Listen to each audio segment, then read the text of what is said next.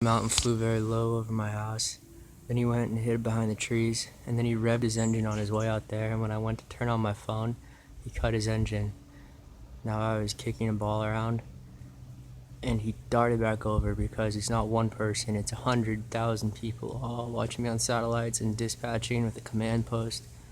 But look how low he is. So this is a cover-up and there's no sound, but he's sanctioned by the military and he's 12 feet over my head.